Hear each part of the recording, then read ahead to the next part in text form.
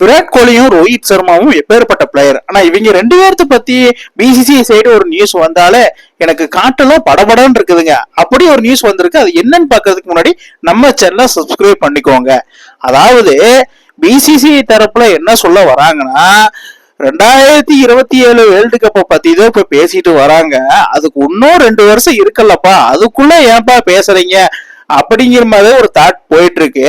ஆனா பிசிசி என்ன சொல்றாங்கன்னா, இவங்க ரெண்டு பேர்த்தோட எக்ஸ்பெக்டேஷன், பிசிசியோட expectation, but Indian cricket coach Gautam Gambhir என்ன சொல்றாங்க இப்ப கேள்வி.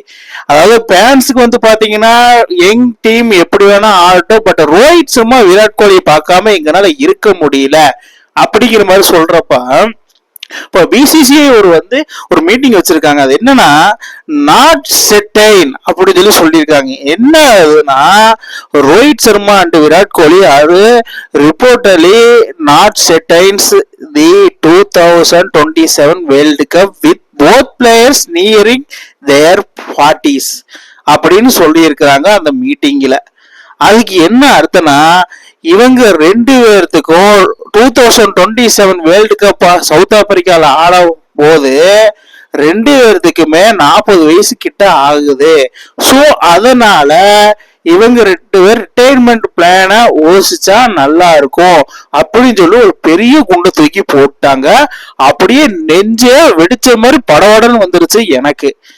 ஏன்டா இப்படி பண்றீங்க, என்னடா பண்ணாங்க, 2 கப்பை அடிச்சு கொடுத்தது ஒரு குத்தமாடா அப்படிங்கிற மாதிரிதான் இப்ப இருக்கு. ரோஹித் சர்மா விராட் கோலி 2027 வேர்ல்டு கப் ஆடுவாங்களா மாட்டாங்களா அப்படிங்கிற மாதிரிதான் இப்ப போகுது. ஏன்னா பிசிசி தரப்புல ஒரு சரியான ஸ்ட்ராங்கான ஒரு ஸ்டேட்மெண்ட் வச்சிருக்கிறாங்க இவங்க ரெண்டு பேர்த்த பத்தி. ஃபியூச்சருக்கு நாங்க என்ன பண்ண போறோம்னா, நாங்க யங்ஸ்டர்ஸ் நோக்கிதான் பயணம் பண்ண போறோம் இந்தியன் கிரிக்கெட் டீம். ஸோ இவங்க ரெண்டு பேரும் அவங்களோட ரிட்டையர்மெண்ட் பிளான அண்ட் பேரவல அவங்களே முடிவு பண்ணட்டும் அப்படிங்கிற மாதிரி சொல்லிட்டு வராங்க. இவங்க ரெண்டு பேரும் இந்தியாவுக்கு செஞ்ச சாதனை ஏகப்பட்ட சாதனை பண்ணிருக்காங்க. Rohit Sharma 3 time double century அடிச்சதும், விராட் கோலி 52 செஞ்சுரி ஓடிஐ ஃபார்மேட்ல அடிச்சு சச்சினை மிந்தி, இந்த மாதிரி பல ரெக்கார்டை உடைச்சு தள்ளியிருக்காங்க இந்த ரெண்டு பிளேயர். இவர் ஒரு வகையில கவர் டிரைவ்னா அவரு ஒரு வகையில புல் ஷாட்டு. இந்த மாதிரி இருக்கும்போது ஏன் இப்படி பிசிசிஐ தரப்புல சொல்லிட்டு வராங்கன்னு தெரியல. இதுல என்ன ஒரு சொல்ல வரேன்னா, 2027 வேர்ல்டு கப்புக்கு தி ஃபைனல் ஃப்ரண்டைடர் அப்படிங்கிற மாதிரி சொல்றாங்க. இவங்க ரெண்டு பேரு இப்போதைக்கு ஆல்மோஸ்ட் இருக்க மாட்டாங்க அப்படிங்கிற மாதிரி சொல்லிட்டு வராங்க.